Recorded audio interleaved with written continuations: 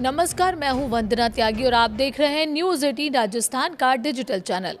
Non domestic LPG की कमी से परेशान कमर्शियल और इंडस्ट्रियल उपभोक्ताओं के लिए बड़ी राहत की खबर आई है।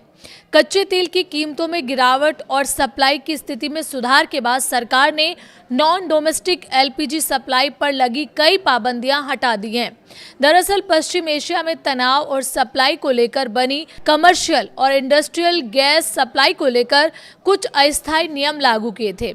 इसका मकसद घरेलू एलपीजी की उपलब्धता सुनिश्चित करना था, लेकिन अब हालात बेहतर होने के बाद इन प्रतिबंधों में ढील दी जा रही है। पेट्रोलियम और प्राकृतिक गैस मंत्रालय के मुताबिक संकट की शुरुआत में बल्क एलपीजी की सप्लाई को सीमित कर दिया गया था। अब इसमें राहत देते हुए कमर्शियल और इंडस्ट्रियल ग्राहकों के लिए सप्लाई को संकट से पहले की खपत के स्तर के 50% तक बहाल कर दिया गया है। इससे उद्योगों और व्यावसायिक उपभोक्ताओं को काफी राहत मिलने की उम्मीद है। सरकार ने ये कदम एलपीजी सप्लाई की स्थिति में हाल ही में आए सुधार को देखते हुए उठाया है। आसान शब्दों में कहें तो अब कमर्शियल और इंडस्ट्रियल ग्राहकों को पहले के मुकाबले ज़्यादा एलपीजी उपलब्ध कराई जाएगी। वेस्ट एशिया संकट के दौरान घरेलू एलपीजी उत्पादन बढ़ाने के लिए सरकार ने आवश्यक वस्तु अधिनियम के तहत विशेष आदेश जारी किए थे।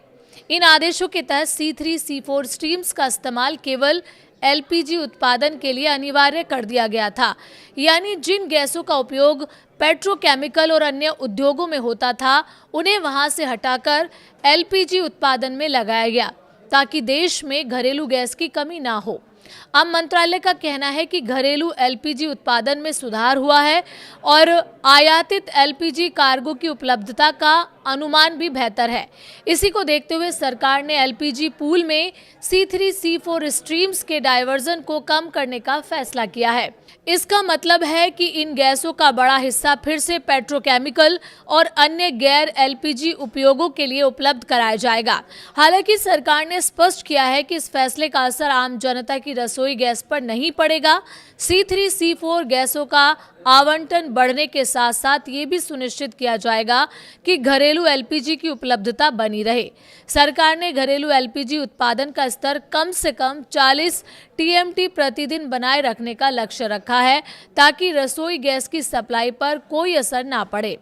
उधर अंतर्राष्ट्रीय बाजार में कच्चे तेल की कीमतों में भी नरमी देखने को मिल रही है। पश्चिम एशिया में तनाव कम होने और होर्मुज जलडमरू मध्य से जहाज़ों की आवाजाही सामान्य होने के बाद तेल बाजार में राहत आई है। जंग शुरू होने से पहले कच्चा तेल जिस स्तर पर पहुंचा था, अब कीमतें उससे भी नीचे आ चुकी हैं। ब्रेंट क्रूड फिलहाल करीब $72 प्रति बैरल के आसपास कारोबार कर रहा है। होर्मुज स्ट्रेट के दोबारा खुलने के बाद बड़ी संख्या में तेल और गैस से जुड़े जहाज सामान्य रूप से गुजर रहे हैं, जिससे वैश्विक सप्लाई को लेकर चिंताएं कम हुई हैं। यही वजह है कि कच्चे तेल की कीमतों पर दबाव बना है और बाजार में स्थिरता लौटती दिखाई दे रही है। कुल मिलाकर सरकार ने कमर्शियल और इंडस्ट्रियल एलपीजी उपभोक्ताओं को राहत देते हुए सप्लाई पर लगी पाबंदियां हटा दी हैं।